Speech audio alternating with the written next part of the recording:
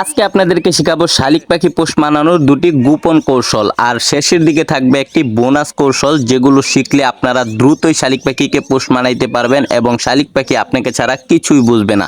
তো অনেকে শালিক পাখি আছে ছোট থেকে লালন পালন করে বড় করেন, তারপরে দেখা যায় শালিক পাখি গাছে উড়ে গেলে ডাক দিলে কাছে আসে না বা আপনার কাছে আসতে চায় না, আপনি শালিক পাখিকে ধরতে পারেন না, শালিক পাখি বড় হয়ে গেলে উড়ে চলে যায়। তো এই জন্যই আপনাদের জন্য নিয়ে এসেছি গোপন দুটি কৌশল, যে কৌশলগুলো অ্যাপ্লাই করলে সুপার টেম হবে আপনার শালিক পাখি, আপনাকে ছাড়া কিছুই বুঝবে না।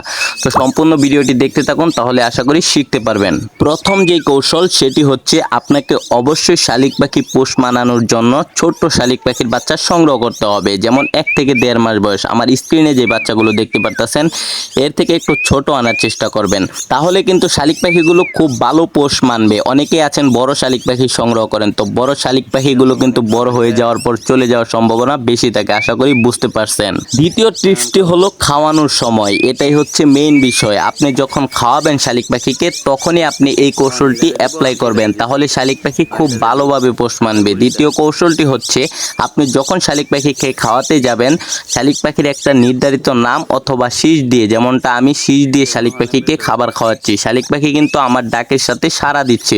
যখনই আমি শীষ দিচ্ছি তখনই কিন্তু হা করতেছে বা আওয়াজ করতেছে।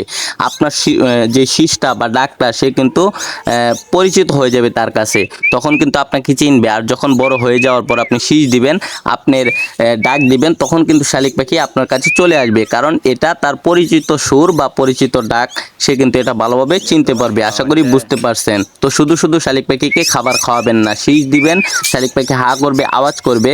দূর থেকে শীষ দিলেও দেখবেন শালিক পাখি আওয়াজ করবে। আশা করি বুঝতে পারছেন। তৃতীয় যে কৌশলটি আছে সেটি শেখার আগে অবশ্যই চ্যানেলটিকে সাবস্ক্রাইব করে রাখুন এবং ভিডিওতে একটি লাইক দিয়ে দিন। তো তৃতীয় কৌশলটি হচ্ছে শালিক পাখি যখন হাঁটতে পারবে তখন কি করবেন, খাঁচার বাহিরে এনে শালিক পাখিকে খাবার খাওয়ানোর আগে আপনার কাছে, মানে আপনি শালিক পাখির থেকে একটু দূরে চলে যাবেন, শালিক পাখিকে ডাক দিবেন, আপনার কাছে আসবে হেঁটে হেঁটে বা উড়ে, তখন শালিক পাখিকে খাবার খাওয়াবেন।